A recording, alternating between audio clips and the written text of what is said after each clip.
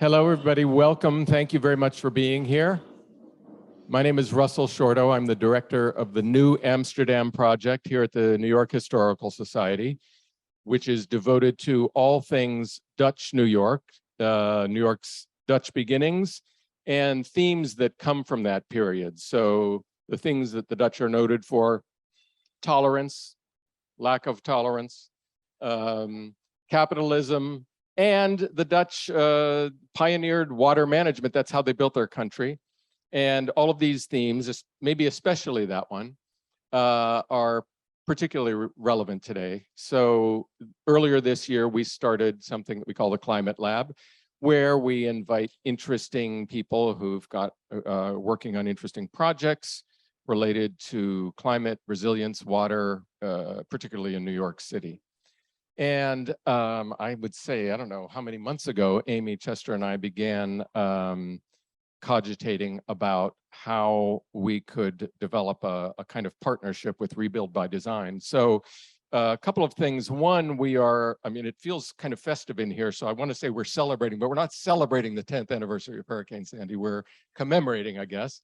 And we are also tonight celebrating this connection, this partnership between New York Historical and Rebuild by Design, which we will hear momentarily, came about in the aftermath, I won't say the wake, of Hurricane Sandy. And in that time has built up this corpus, this archive of rich material on ideas and projects for making New York more resilient. And I'm happy to announce that as of, I think, this past week, that archive is now part of New York Historical's library, and the idea is that it will be accessible to activists, researchers, students, anybody who is interested in this important subject. So we're celebrating that tonight.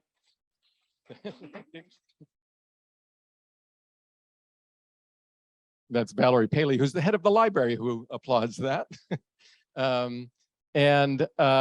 So we thought, what can we do in terms of a panel? And we put our heads together, and really it was Amy who came up with this marvelous panel that we have here. So what we're going to do, I'm going to introduce Amy and Matthijs and Kate all at once, and then each of them will give a little presentation, might be too big of a word, but each of them will talk briefly and show a few images to give aspects of Rebuild by Design, and then of these two fascinating projects, which you probably know something or other about, the Big U and the Living Breakwaters project. And then we will turn this into a conversation, and as many people here as we can possibly involve in that conversation, that's what we'll do. So Amy Chester, next to me, is Managing Director of Rebuild by Design. She spent more than 25 years in municipal policy, community engagement, and communications, advocating for the built environment. Previously, she worked for Mayor Michael Bloomberg and for the New York City Council on affordable housing. She is a co-founder of Resilience PAC, created to educate and elect candidates who prioritize climate resilience, and teaches at Syracuse University's School of Architecture. Matthijs Bouw is a Dutch architect, so we're bringing the Dutch angle here, and urban planner, and the founder of One Architecture, an award-winning design and planning firm in Amsterdam and New York. He has pioneered the use of design as a tool for collaboration. He led the development of the design studios to support the long-term planning of the Dutch Ministry of Infrastructure and Environment. This approach has led to a series of climate adaptation and resilience projects in the US, about which we will hear. In Asia, he is developing nature-based solutions for several projects in Indonesia and the Philippines. He leads the Urban Resilience Certificate Program for the Stuart Weitzman School of Design at the University of Pennsylvania. Kate Orff is the founding principal of the landscape architecture firm Scape. Her work focuses on climate change and creating spaces to foster social life. She's a member of the Commission on Accelerating Climate Action for the American Academy of Arts and Sciences and the Advisory Board for Urban Ocean Lab. She has received a MacArthur Foundation Fellowship, a National Design Award from the Cooper Hewitt National Design Museum, and was named a Hero of the Harbor by the Waterfront Alliance. Nice, nice. And you may have read the New Yorker profile of her last year entitled "The Seas Are Rising, Could Oysters Help? How a Landscape Architect is Enlisting Nature to Defend Our Coastal Cities Against Climate Change and Doing It on the Cheap." So, let me start. Amy, can you give us, you must have kind of a potted Rebuild by Design spiel. Absolutely. We're going back to like the 101 of Rebuild by Design. I think especially because a lot of people know Kate and Matthijs's project, but some people have kind of forgotten where it came from. So we're going to start at the very beginning. And I just want to recognize Sean Donovan, because without Sean Donovan, there would be no Rebuild by Design, who was the director of President Obama's Hurricane Sandy task force at the time, and developed this really exciting initiative that turned on to be an organization that now gets to house all our archives at the New York Historical Society. So here we are tonight. So I think a lot of you know, some of you know us. I think some of you are all new, and we have a lot of people tuning in online. But Rebuild by Design started out actually as an initiative of the federal government, and I'll talk about that in a moment. But we're located at NYU's Institute for Public Knowledge.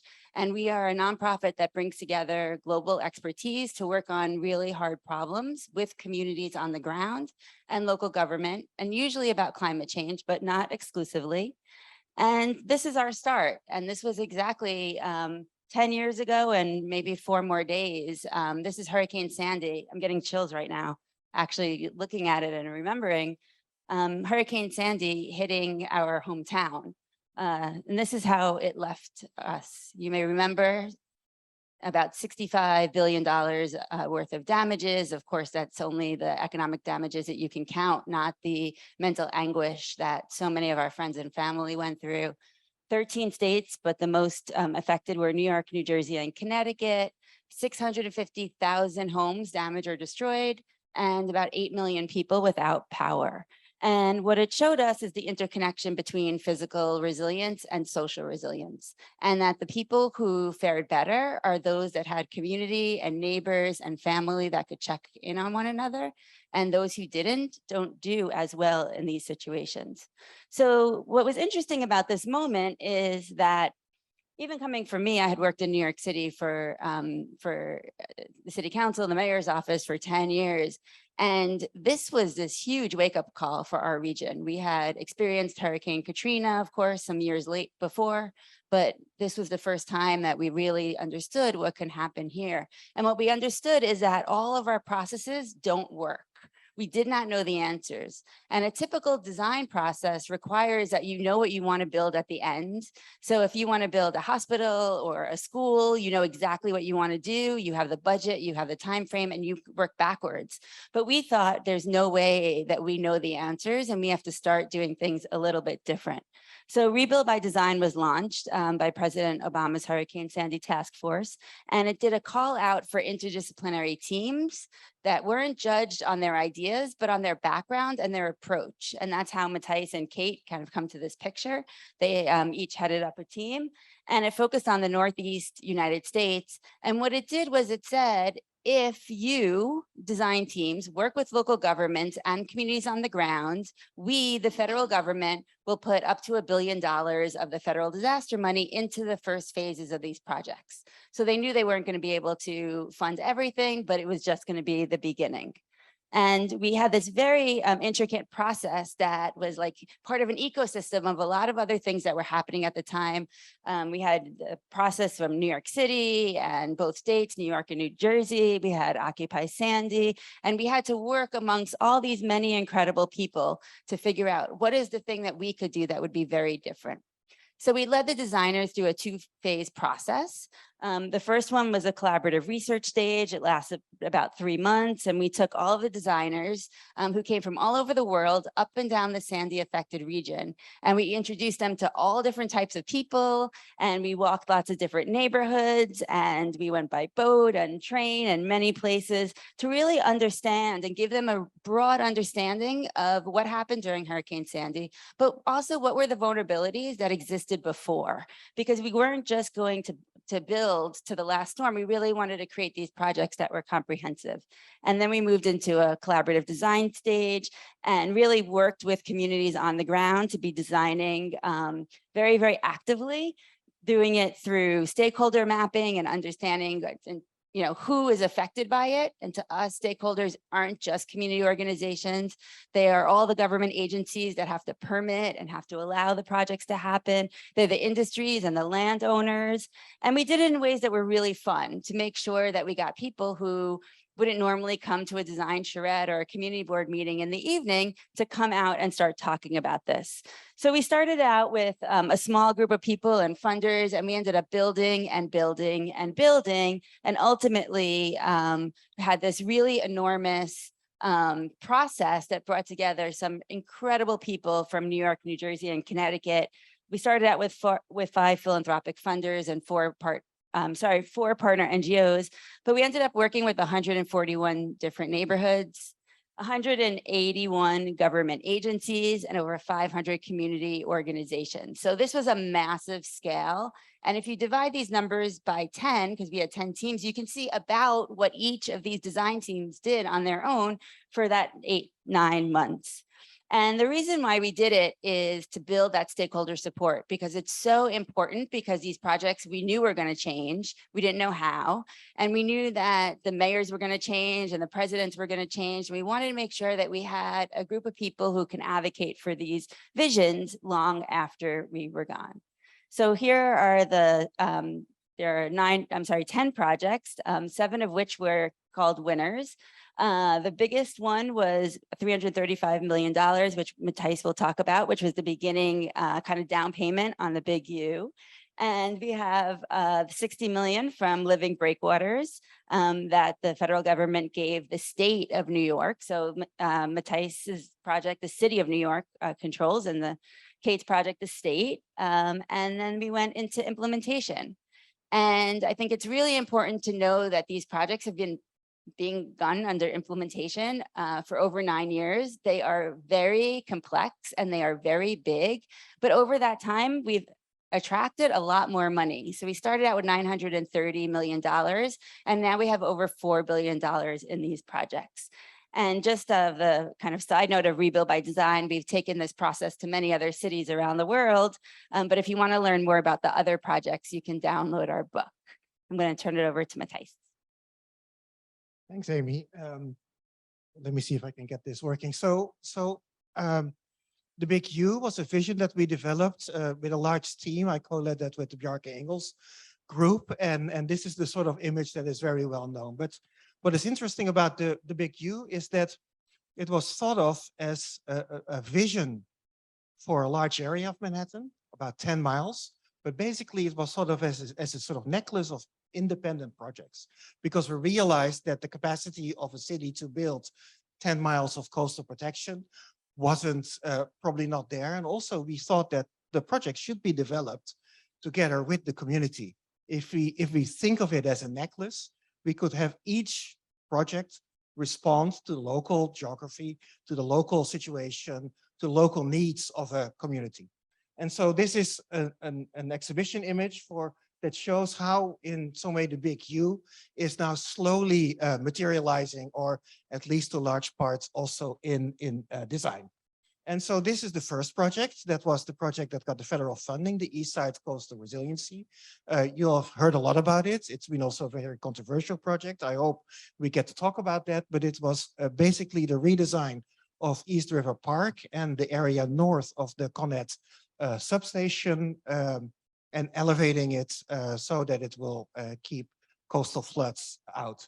That is the project that is now under construction.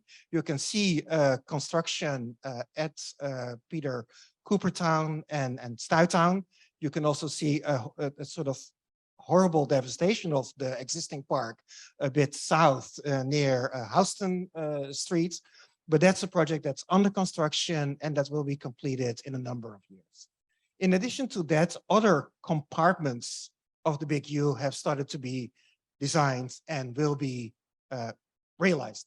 One of them is the Brooklyn-Montgomery Coastal Resiliency Project, which is a bit south to the Big U. This was another group of people that said, we want to be part of the Big U. We don't want you to stop only at Eastside Coastal Resiliency. And so this is a project that is being built under the raised FDR, where we have basically integrated flood protection into a public space design, where we have a passive flood protection for tidal flooding, because we not only need to deal with storms, but we also need to deal with sea level rise and tidal flooding in the future. And we have a host of flip up deployables, as they're called, that are going to deploy when a storm hits. Another project that Kate has been our partner on, and her firm, is the Financial District Seaport Master Plan that has been presented at the end of last year. That is for the area south of Brooklyn Bridge all the way to the Battery, including some of the ferry infrastructure that's really at a master plan scale. That's also a very complicated project because there's a lot of transportation infrastructure involved. It is the first project where we're going to build into the water, which is really very, very challenging. But that's a design project that is on its way, and that will hopefully be realized. It will take longer than ESCR. And then the last project that I'll show is further out west, which is the western side of Battery Park City and the northern side of Battery Park City. There we have only done the pre-design and the team with AECOM, and these are some of the options that we've been exploring. And we got news a couple of months ago that a fantastic team of which Kate and our former partner Big are again part, together with the engineering firm Arcadis, has now gotten the contract to further design that. So what you see is that this original idea of the Big U is now slowly finding its way around Manhattan in different projects that are at different stages of design, but that I think all respond as much as possible to the local situation and the local community.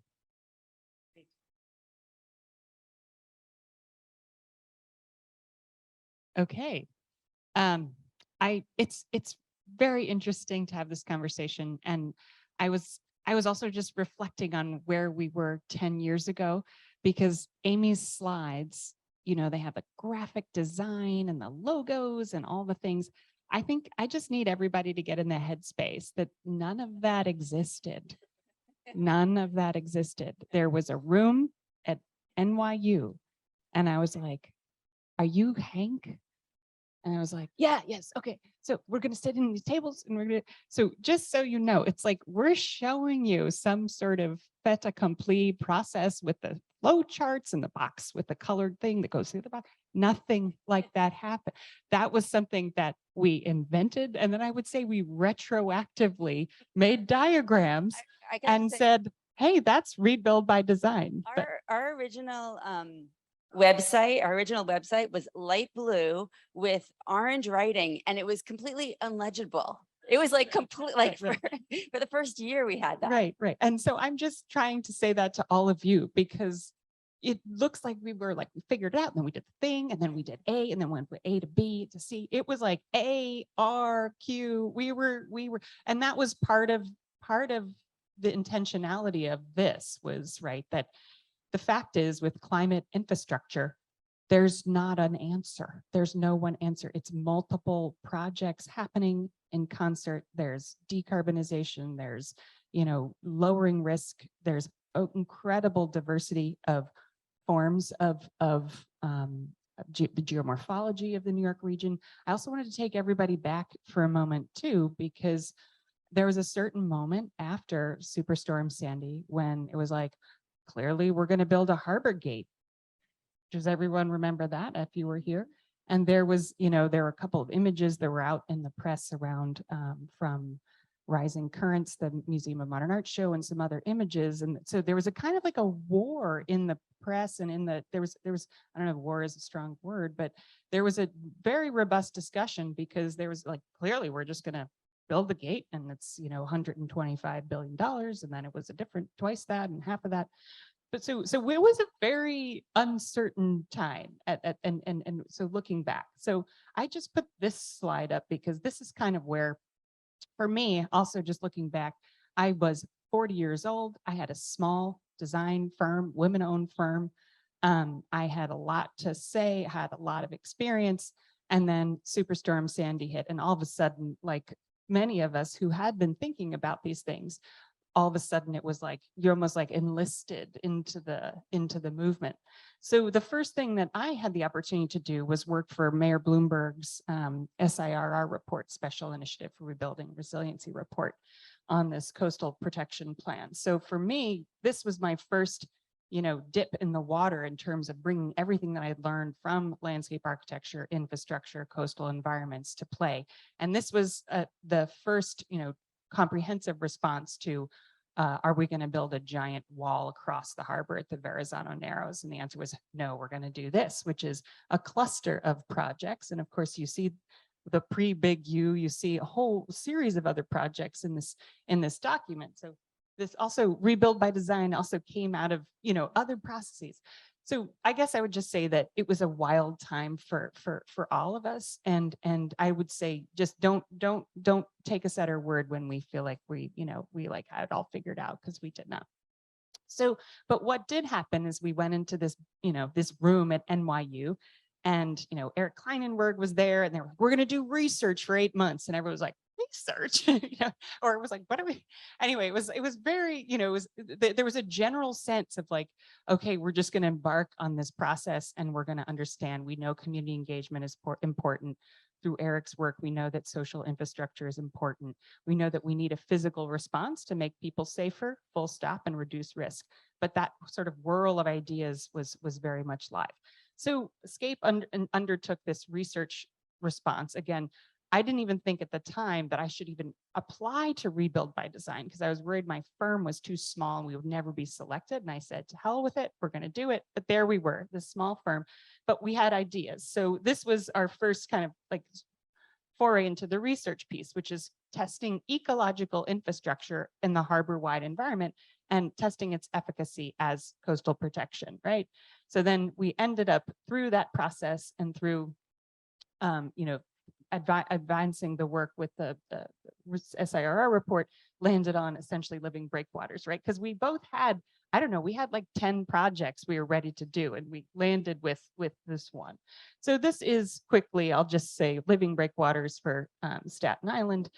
Very different environment, right? We don't have the density of Manhattan here. You have lower density. You have an island that the south part of Staten Island has kind of repeat sunny day flooding, a lot of wetlands and so on.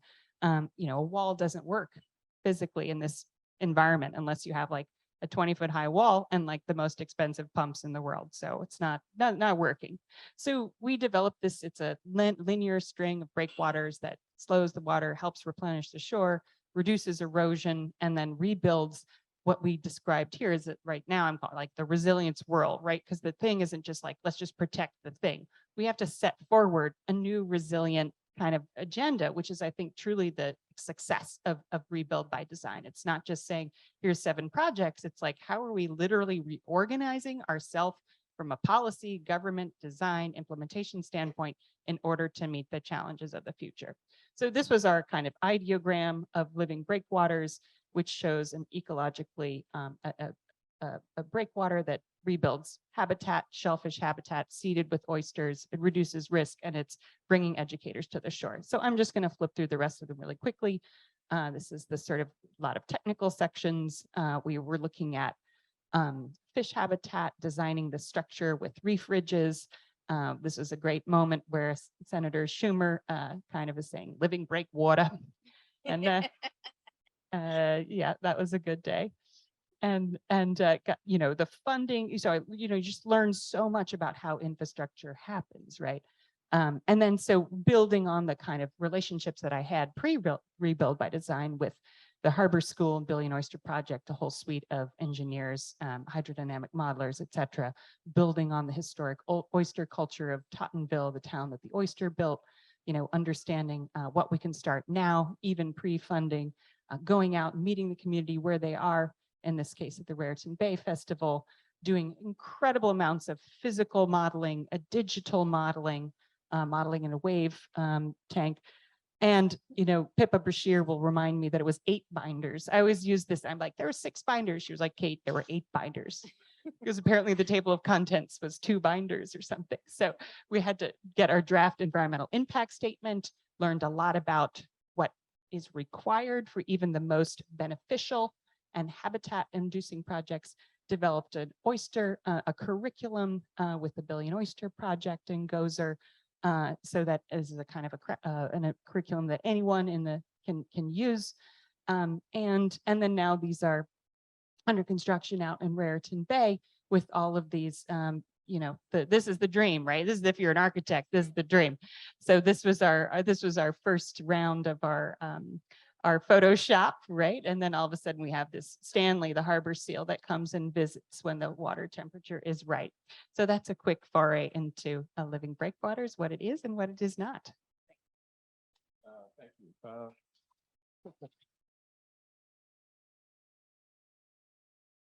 you. Kate, you briefly mentioned Hank, and just to back up and fill in a little bit, if I have this right in my mind, Sean Donovan you were on a trip to Germany, I think, and he had just been appointed to head this task force on Hurricane Sandy and had to lay over in the Netherlands and Not a layover. Okay. I decided I have 2 teenage sons at the time. We're really happy to look at flood protection. and that's where you met, I guess Henk Ovink showed you around. And Henk is the Dutch. The Dutch are the only country that have a world water envoy. And so then afterwards, if I recall this correctly, Henk sent an email to Sean and said, "I think you should hire me. I should come and work for you." Is that basically it?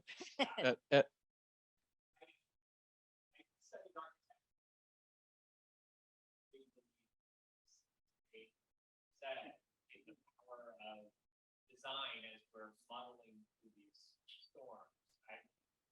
One of the ways I think about it is if you have a once in a lifetime storm, by definition, no one is alive who knows how to rebuild from it. And so you have to look around the world. And so Hank and I started talking about the power of design, the power of competitions to bring out the best in design. And so he texted me when I landed at Dulles Airport on the way back. The text said something like, I don't mean to be too forward, but I'd like to come work for you on Hurricane Sandy. So then that begins this, what I call this Dutch approach, or trying to apply this Dutch approach in an American context. And the thing that strikes me, and this is a long-winded question for all of you, is having lived for a long time in the Netherlands, things are integrated in a complicated way. And the US, things tend to be siloed. Forms of government, federal departments, municipal corporations, NGOs. And the way I look at Rebuild by Design is that it was an attempt to subvert or get around that. So maybe it's a question for you, Amy. To what extent has Rebuild by Design succeeded in doing that? It's so hard to change Americans, as we've learned, despite much trying. But you know what? I think the hardest thing was that, let me go back. I worked for New York City for 10 years, and all I knew was the 5 boroughs. And when I got this job, I had to understand what New Jersey Transit was. I had never been on New Jersey Transit before. We had never, in the mayor's office, had any meetings with anybody outside of New York City to talk about the region. We had this huge, I was part of the team that created Plan YC, this huge vision that talked 100% about the 5 boroughs. And in the picture of it, which I think you even might have had, it actually blacks out all of our neighbors. It's literally just the 5 boroughs, and that's the way that we are. And then here we have this storm that hits everybody, and we start understanding the interdependencies between New York and New Jersey. And you might remember all the fuel lines, we couldn't get fuel over, and there was like major issues from our supply chain at the time. And we had 2 governors that didn't talk to each other. We had a mayor who was on his way out. It was very, very, very complicated. So what we tried to do with the design teams is tell them that they weren't allowed to think about any of the geographic boundaries or any of the political boundaries for at least the research stage. So when we took everyone around, we had them propose back to us, which was really back to Sean and the Hurricane Sandy Task Force, which was really back to the grantees, because we had a whole political thing going on in the background. But they had to come up with their own ideas, and it had to be not 1, but 3 to 5. So each of the design teams had to come up with 3 to 5 ideas. You're just learning about 1. And they had to say where it could be placed in the region. So it couldn't just be in one spot. We had to create things that were going to be transformational, not only to us, but to other places. So we tried our very best during this research phase, and we did get these huge ideas. And I don't know what happened to our research website, but I wish we could find it, because, you know, and actually John Gendel's in the audience. He worked on this 10 years ago. And it was really interesting to then make that transition and say, okay, now you have to design a project in a place, and we're going to force you to understand all the different government agencies that can permit it, and all the different community groups that you have to work with, and go, like, you know, into the like hyper local. Is it yes or no, an answer to my question? No, we didn't succeed. We as a society continue to plan the same way that we plan. It's not entirely true, right? We partly succeed. I see things. I think we changing. might have succeeded in these projects, but I don't know that we left this lasting impact. We have done on a lot of things, but not on the regionalism. I don't think so in the planning side. Not enough. That's clear. Matthijs, as you said, the big U is it 6 miles? I think it's 10, overall 10 miles 10 once you miles. go from East 42nd down to the tip and then to West 57. Which is a lot to cover. A lot of floodplain. And yeah. yet, what about Hunts Point? What about Jamaica Bay? What about the rest of the city? I mean, I take the point that this is a big problem in New York and elsewhere, and there's no one solution to protect the whole region. Yeah, So, and one of the things, and Kay talked about that, is that the city realized that if you do a project that is too big, nothing will ever happen.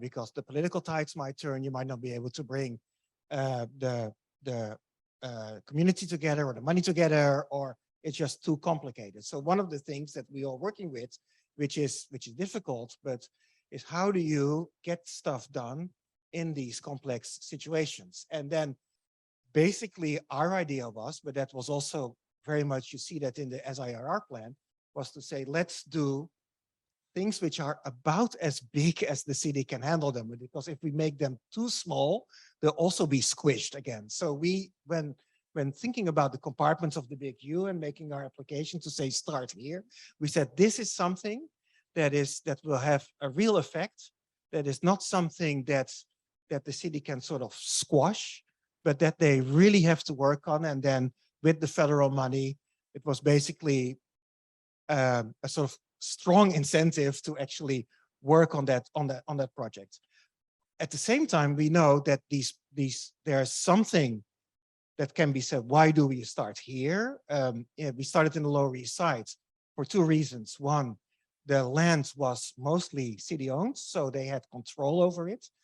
These are complicated things. You don't want land ownership to create additional complexities, but also because within the context of Manhattan, the Lower East Side is a very vulnerable and marginalized population. If you look at the charts there, you see that the average income is maybe a 5th or 10th in some areas, even of the average income of Manhattan. So it is really a community that needs it and that deserves it. So we decided to start there.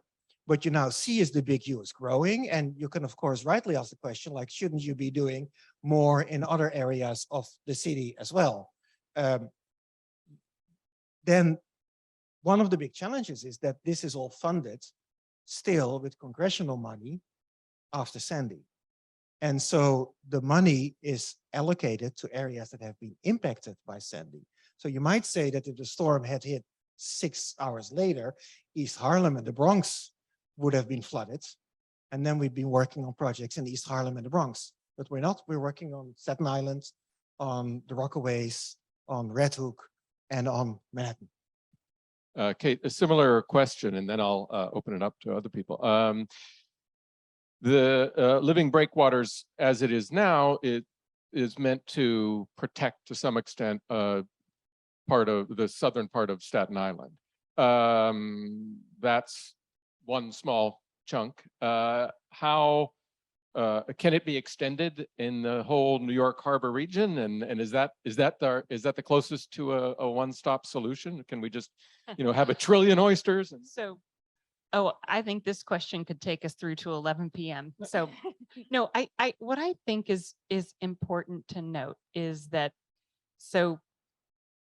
the New York. So first of all, there is quite a bit going on with like the mayor's office and Red Hook. There's many parallel projects that are happening, and I do feel like this is something that was revealed during this process, was the complexity of federal, state, and city, voices and permitting. Like the project, just to go 1 second, and then I'll try to answer your question. But so living breakwaters is, in water. There's also an onshore kind of dune aspect, but literally what I showed you, which was the 6 binders. So that's a challenge of a project that frankly is like a win. It's like a restoration project. It's like the habitat was there. We're starting.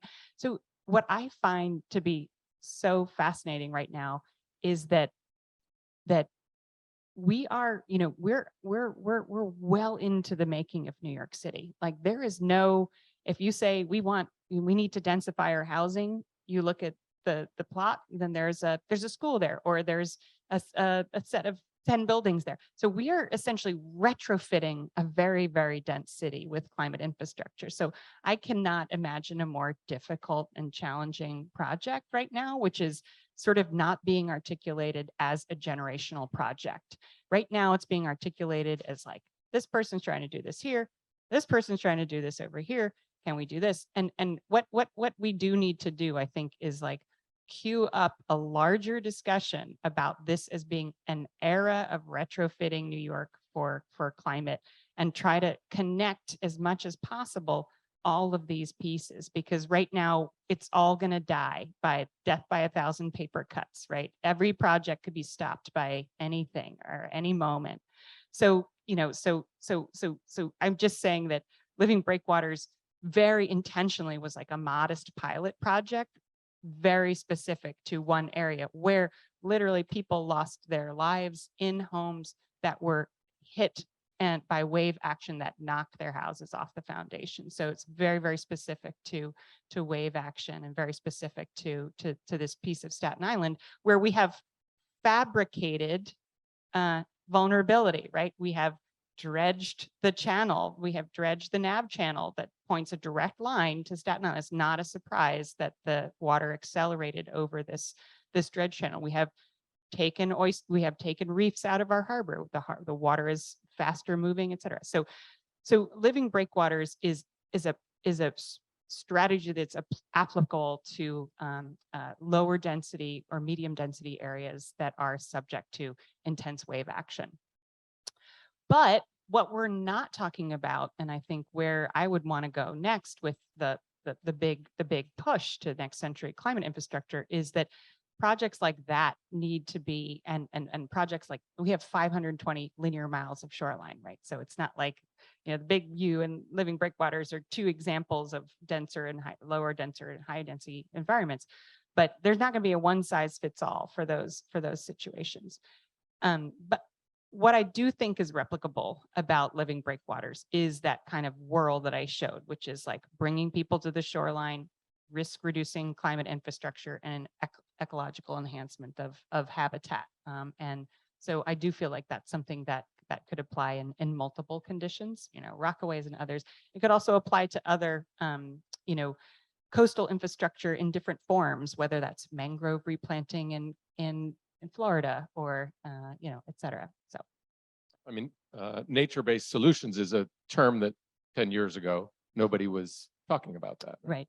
And I like to talk about nature-based solutions. They have to be coupled with insurance, finance, legal, and other kinds of solutions. I think it's a huge other like massive misframing, which is that nature-based solutions in and of themselves work. So nature-based solutions reduce risk to people on the shoreline, but risk remains. So I do feel like there's a huge black hole relative to pulling together legal, financial, managed retreat, other kinds of forms of flexibility and pulling those solutions kind of so that they are paired with nature-based solutions. But one of the things that I find very interesting about nature-based solutions is that they also help us. So they don't protect against a storm surge. They reduce the impacts of waves, which is quite something and which is quite important. And but in other areas, nature-based solutions can also help protect. You can manage your stormwater with it. You can manage, because we're talking about coastal flood risk now, which is, of course, we're in the 10th anniversary of Sandy, but there's a host of other climate risks that we also need to be aware of. We have increased heat waves. We have stormwater flooding. We saw that during Ida. And so having this tool set is, I think, really important. It can be effective in different places in different ways, but it also helps us to understand how much we messed up our cities. We've had a couple of centuries of concrete, steel, fossil fuel driven hubris in which we constructed our cities in a period that our climate was relatively stable. And now we are in a period where the climate is becoming unstable, where impacts are increasing at an accelerating pace. And suddenly we see that this hubris with which we build our cities is not working. So if Kate talks about a generational project, it's actually a multi-generational project, not only adapting to all these different climate impacts, but it's also in that sense undoing many of the mistakes that we have made in the way we've constructed our cities in the centuries before us. Questions? Yes.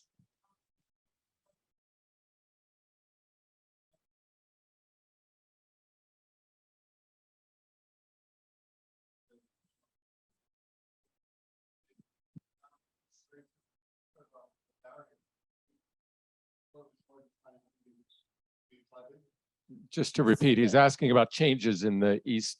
Do you want me to?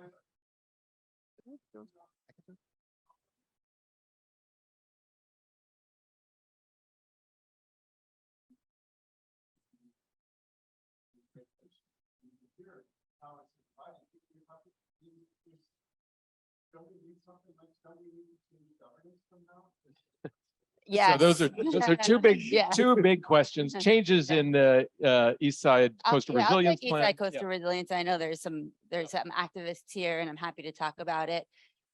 We knew at the beginning of this process that plans were going to change, but we didn't know how they were going to change.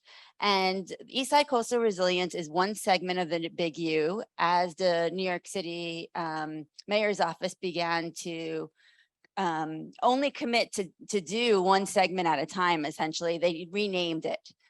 Start with Eastside Coastal Resilience, and then they went to LMCR, and then they changed it. There's BMCR. It's very, very, very confusing, just so you know. So Eastside Coastal Resilience is essentially in East River Park, which is a 60-something acre park, which divides a lot of low-income housing to the waterfront. And that park is very flat. It's very flat, and then you have the highway that's right next to it, and then you have tall buildings, most of which are NYCHA, but not exclusively NYCHA.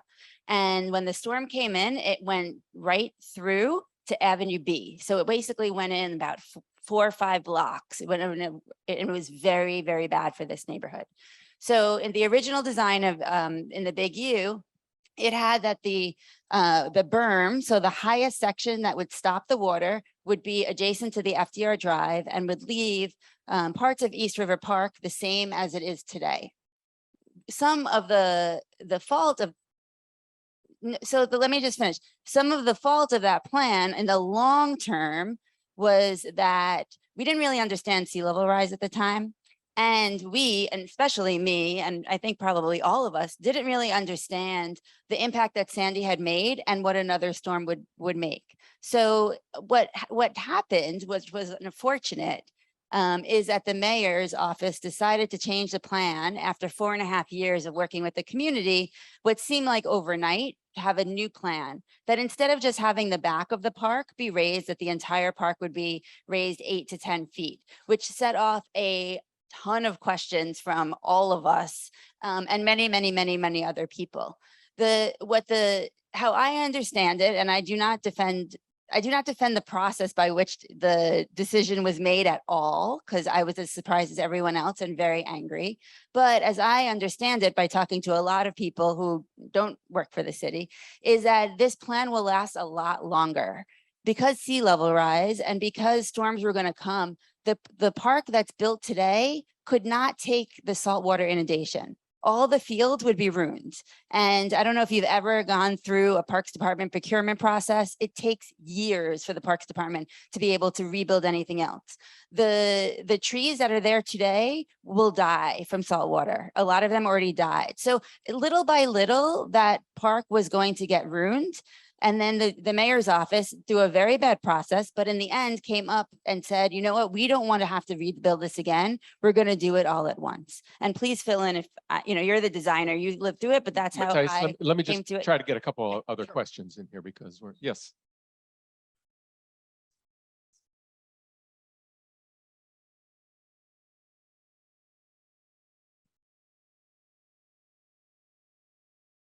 What are the challenges and successes working hyper local? I mean, there are two people, at least from community boards here, who we work very close with. And we have lots of challenges. I wouldn't say we have challenges working together, but I think it's very challenging for a community board to be on the other side of these projects and have to learn about them and understand them. And it may be a community board, it may be a community organization. These are extremely complicated projects. They take a long time to understand.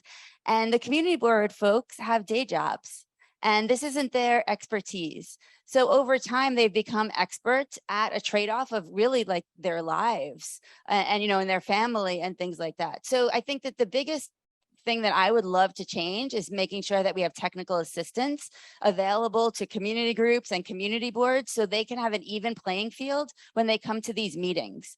Because I remember the meeting after the East Side Coastal Resilience Project changed. It was on the Lower East Side, and there was a lot of changes. And literally the city put up a picture of the big U before with a big X on it, meaning bad, and a picture of the new one with a check on it.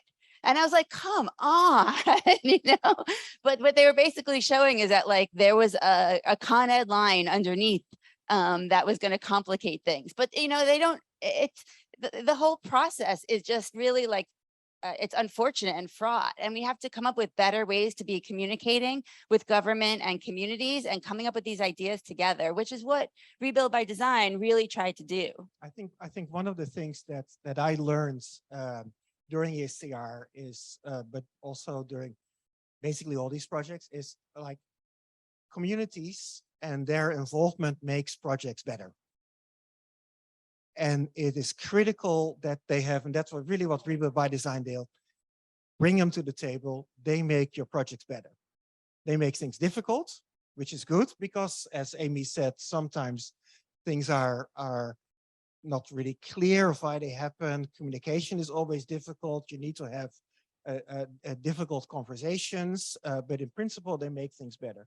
The one thing that really I find very difficult is because these processes are so complicated, and we are dealing with essentially projects that will continue. These are successional projects. We will be working on these coastlines for the next decades, if not centuries.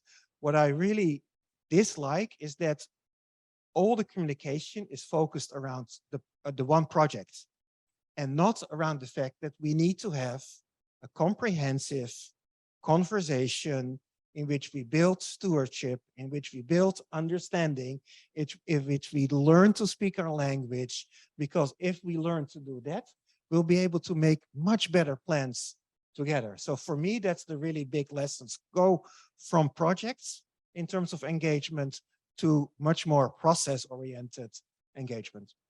So to dovetail on that thought, the Army Corps of Engineers just released a study basically showing what the entire area looks like all the way up with 18 feet short, right? So that's what you're speaking to.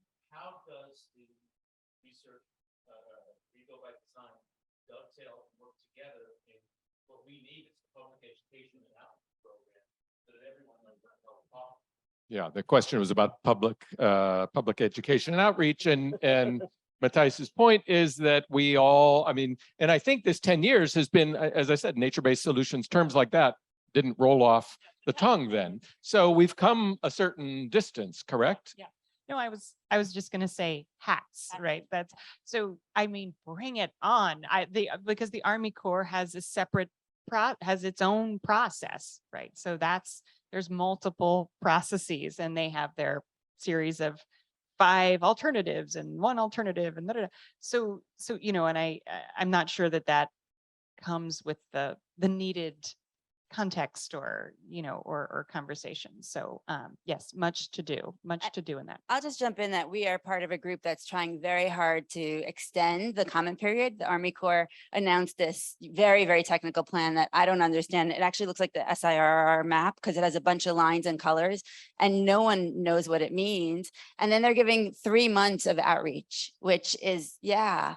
And we're trying to do different, but this is the Army Corps. It's literally the Army that you're trying to change. And they're thinking about defending our shoreline. And we're thinking about creating a place that we want to live and play and, like, you know, enjoy for generations. So that's where this has to start. Places like that have to change the mindset. Yes, yes.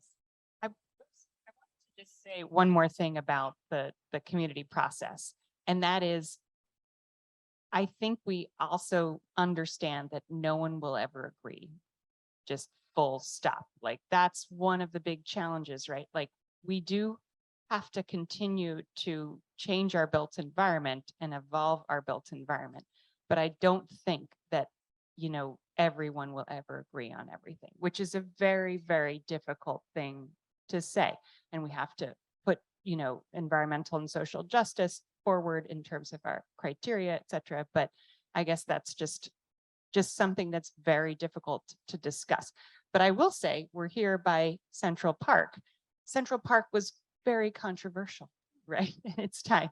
So there's a book called The Park and the People, which is about the huge debate on should women be allowed in Central Park? You know, like these, I think that if we see all of this, you know, these conversations in a kind of a broader historical context, then, you know, it makes it a little bit okay. Can I also add the big lesson that I learned from ESCR was that there's going to be a lot of trade-offs. Like we're not going to be able to build this infrastructure without taking down some trees, without it being noisy, without having to cross the street and be inconvenienced. It's just going to be the way that it is. And we have to decide as a society, like, do we want to be inconvenienced to make sure that our most vulnerable neighbors are going to be able to survive the next storm or not? And if not, then maybe we all need to move out of the way because we're not just thinking about ourselves. We need to be thinking about truly the most vulnerable people.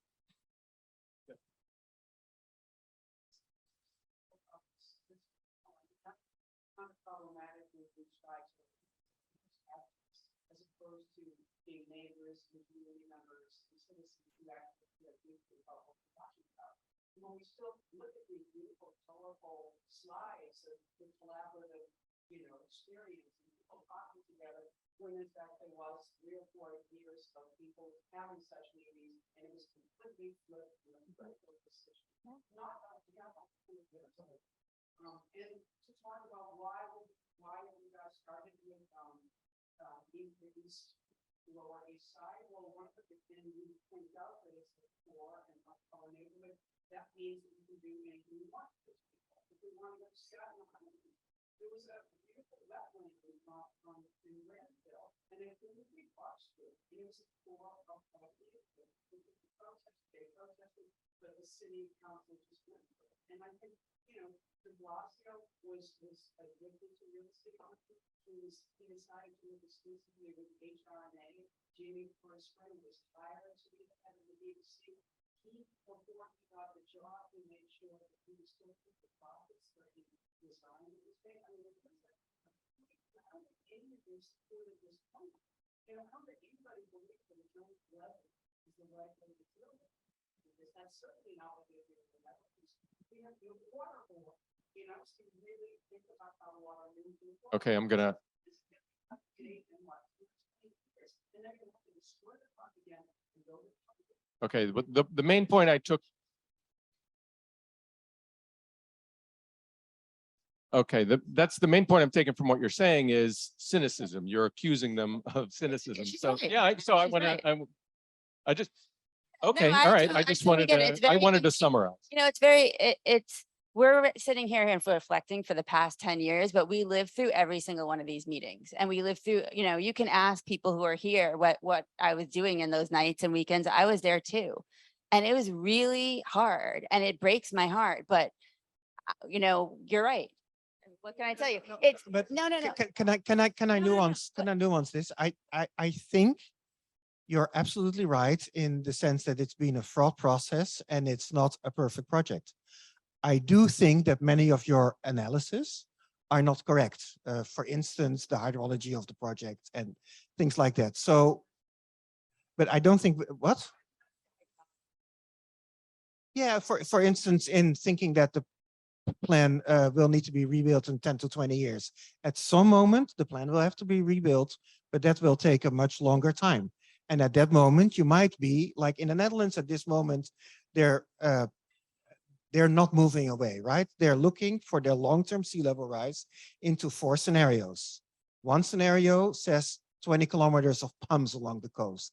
Another scenario says basically we extend the coast and we build a new coast 10 kilometers outside of the current coast and create a sort of Dutch version of a big Garuda. Another version indeed looks at what happens if you retreat. So there's a nuance there.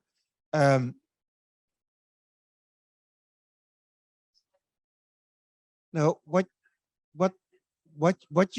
you've got, and we can take it because I don't want to bother the room with this.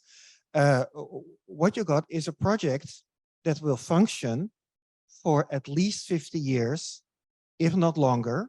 That is imperfect, but that will, for much of its time, also be a really good park with good connections to the neighborhood across the FDR that will be more usable for that community and that will protect a lot of very vulnerable people. And I also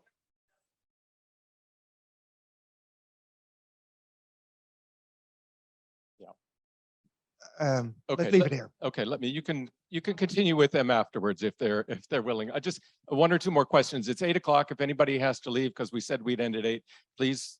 We won't think ill of you. Sorry. Oh, go ahead. Okay.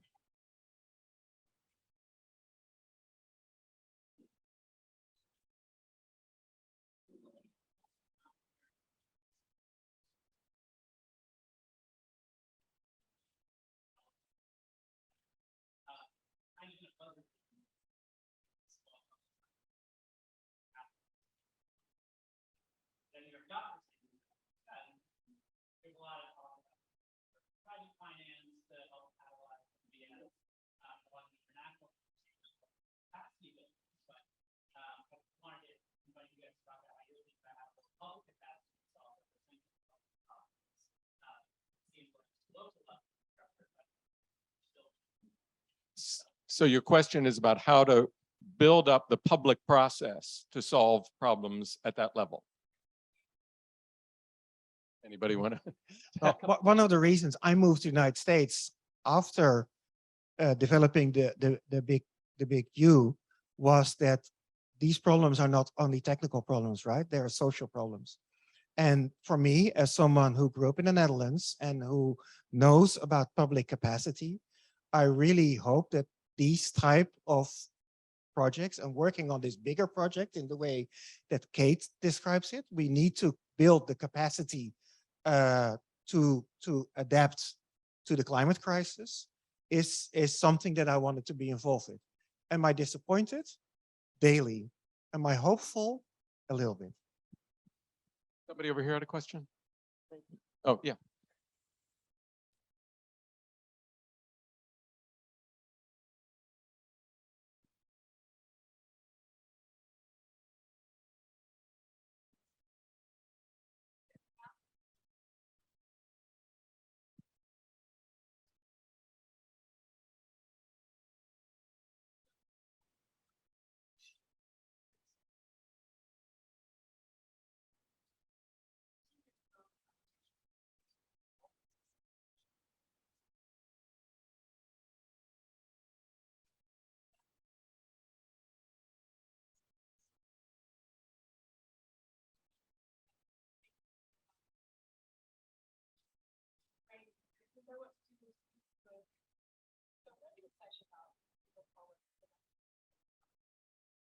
Okay, so the question in just the question part of what you said was simply, what are you excited about? What projects, what possibilities?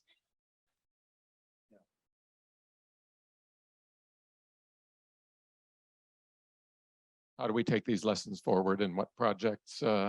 So back to my question, Kate, are we going to have the harbor filled with? So I'm excited about a lot of things. I do feel like that we need to get out of this like concept that we're just doing physical infrastructure. Part of what I'm most excited about with Living Breakwaters that I showed is the curriculum design and then the engagement of students. So I actually feel like the best thing to come out of this process would be like a movement, right? It would be around literally a kind of a mobilization of New Yorkers and all our various talents and ages and so on, kind of really investing in and thinking about these challenges and working, you know, I guess that's what I would be excited about is like working together as in kind of like a larger unit rather than, you know, the piece by piece approach, whether that's working with New York City schools, whether that's working on the 520 miles of waterfront. We need like a bigger picture cut at this thing rather than the typical project procurement, you know, kind of process, which somehow kind of always leads us down a tough path. Yes.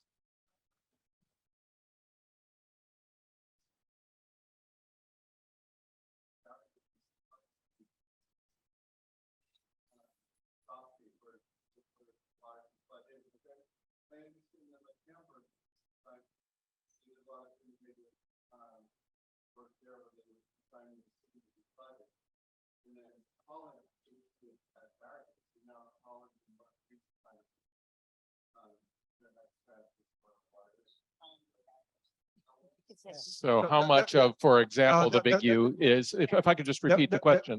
Yeah, the fundamental solution in the Netherlands is barriers. The fundamental solution in Manhattan, because of its density, is barriers. We cannot change the city overnight and let the water in. We looked at it in LMCR and we said, what would happen if we had a Kampen-like approach? But it would be much more costly and it would still create a lot of nuisance and wouldn't solve all the problems. What I do hope is that over the long term, as like no matter what coastal protection system, what levels you build, they have an end date. And so one of the things that we're gonna have to start thinking of, and we need to do that sooner than later, so we don't get caught up by that, is what is the next step? What are we gonna do after? Because transformation takes a long time.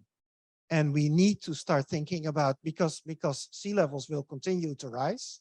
They might rise by as much as 80 meters in a number of centuries out. We don't know when, but we know that levees on the long term are not going to solve it, even in the Netherlands.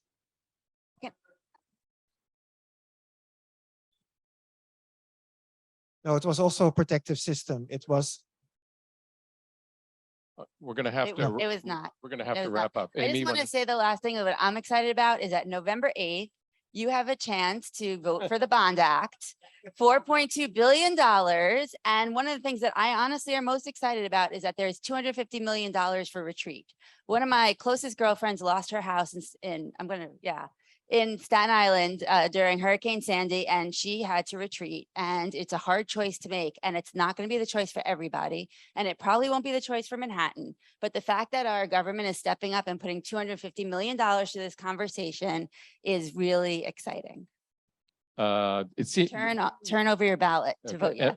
Just to put a cap on things, it seems to me that what this all keeps coming back to is the changing mindset, needing to change not just the city, but the American system, the structure, the way people think, starting with education. So the Netherlands has had basically 1,000 years and has rebuilt their whole society around these issues. So in 10 years, maybe not so bad, having come this far. Kate Orff, Matthias Bau, Amy Chester, thank you. Thank you all very much for being.